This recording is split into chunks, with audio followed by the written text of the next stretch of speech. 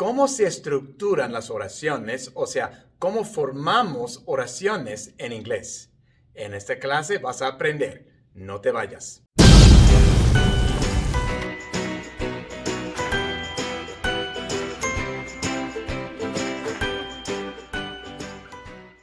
Hola y bienvenido a Inglés con el Güero. No te olvides de suscribirte al canal y también hacer clic en unirse si estás interesado en recibir beneficios adicionales.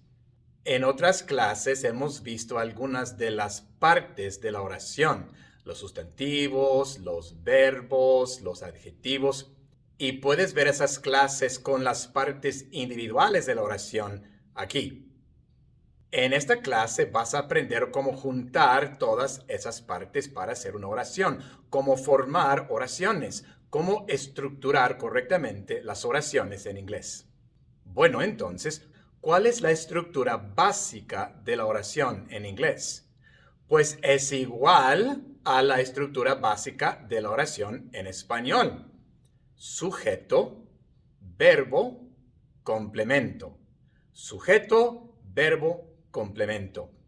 El verbo es la acción que se realiza. El sujeto es la persona o cosa que realiza esa acción. Y el complemento es lo que sigue después del verbo para completar la frase, completar la oración. Pero también muchos verbos, aparte de tener un sujeto, también tienen un objeto. El sujeto realiza la acción, mientras que el objeto recibe la acción. Es la persona o la cosa sobre la que recae la acción. Y cuando un verbo tiene un objeto, pues el objeto es parte del complemento. Todo lo que sigue después del verbo es el complemento, incluyendo un posible objeto. Entonces, por ejemplo, John is very tall. John is very tall. Is es el verbo. John es el sujeto porque ¿quién es? Pues John es. ¿Quién es alto? John es alto, por eso John es el sujeto del verbo is.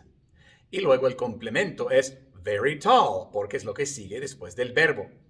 John is very tall. Mary moved to my neighborhood. Mary moved to my neighborhood. Moved es el verbo porque es la acción.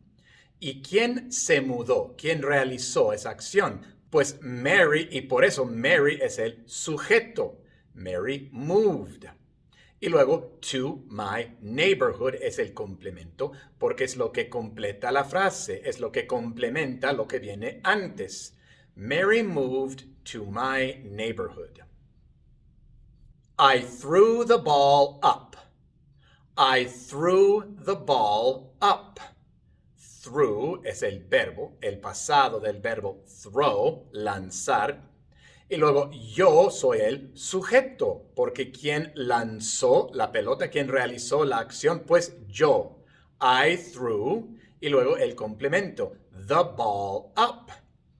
Pero este complemento contiene un objeto, porque este verbo threw tiene tanto un sujeto como un objeto.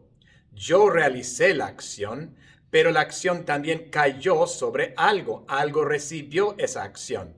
La pelota, the ball. The ball es el objeto porque recibió la acción. No lanzó, sino que fue lanzada. I, sujeto, threw, verbo, the ball up, complemento, con the ball como objeto del verbo. Entonces vemos que la oración tiene la misma estructura básica tanto en inglés como en español. Sujeto, verbo, complemento y a veces el verbo tiene un objeto. Ahora, donde muchos aprendices hispanos se confunden, es que en español, aunque esta es la estructura básica de la oración, esta estructura es flexible. No tiene que ser siempre sujeto, verbo, complemento. A veces es complemento, verbo, sujeto. A veces es complemento, sujeto, verbo. Pero en inglés, esta estructura no es flexible para nada. No hay otra manera de decir las cosas. tiene que ser sujeto, verbo, complemento. Por ejemplo, si yo digo, you are the mean one, sujeto, verbo, complemento. You, sujeto, are, verbo, the mean one, complemento. You are the mean one. Esta es la única manera de decir esto. Mientras que en español no. Puedo decir, tú eres el malo eres tú o eres tú el malo, ¿verdad? Podemos ordenar la oración de diferentes maneras porque esta estructura en español es flexible. En inglés no es flexible, no hay otra manera y por eso se confunden porque como están acostumbrados a tener esa flexibilidad en español, quieren aplicar esa misma flexibilidad al inglés y no se puede. You are the mean one. The mean one are you no tiene sentido. Tiene que ser you are the mean one. Sujeto, verbo, complemento. No hay otra manera. Jenny lives there. Jenny lives there. Sujeto, verbo, complemento. Jenny, sujeto, lives, verbo, there, complemento. En español, Jenny vive allí. Sujeto, verbo, complemento. Igual, pero no tiene que ser así. Podemos decir, Jenny allí vive. O allí vive Jenny. Ven que es flexible en español. En inglés no lo es. No hay otra manera. Tiene que ser Jenny lives there. There lives Jenny. Lives there Jenny. Estas cosas no funcionan, solamente Jenny lives there. No hay otra manera. Sujeto, verbo, complemento. Something happened to him. Something happened to him. Sujeto, verbo, complemento. Sujeto, something, verbo, happened, complemento. To him.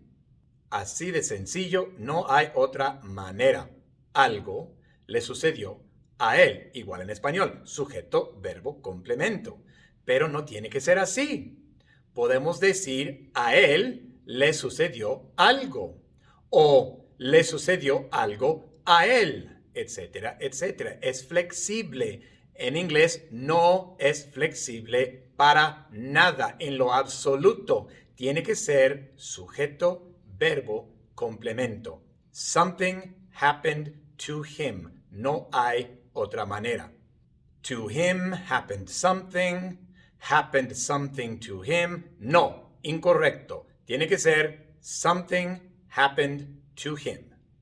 Y entonces así es de sencillo.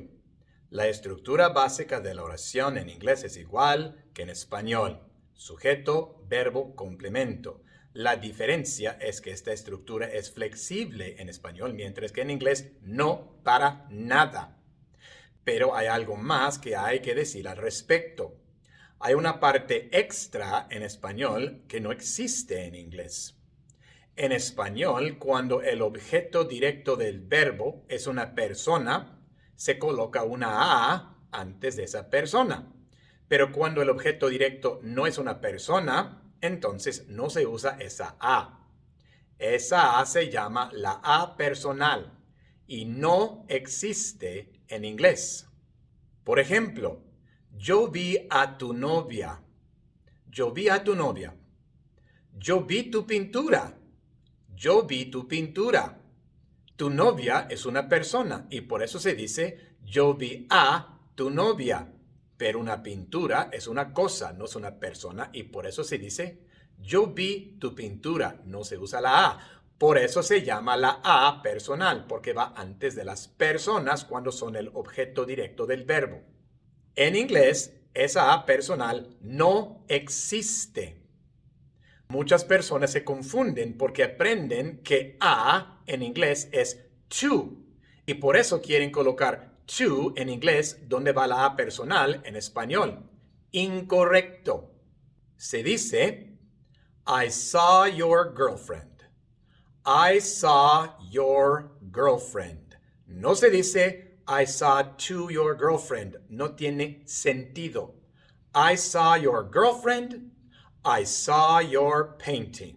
No importa si es una persona o una cosa. No existe la A personal. Tampoco existe la to personal. No existe. I saw your girlfriend. I saw your painting. Igual en Patty abrazó a su mamá. Patty abrazó a su mamá. Su mamá es una persona y por eso usamos la A personal. Patty abrazó a su mamá. Pero se dice, Patty abrazó su oso de peluche. Abrazó su oso. No usamos la A personal porque un oso de peluche no es una persona. Pero en inglés, no importa si es o no es una persona, igual no existe ninguna A ni ninguna to personal. Se dice, Patty hugged her mom. Patty hugged her mom. No se dice, Patty hugged to her mom. Eso no tiene sentido. Patty hugged her mom y ya. También, Patty hugged her teddy bear. Patty hugged her teddy bear.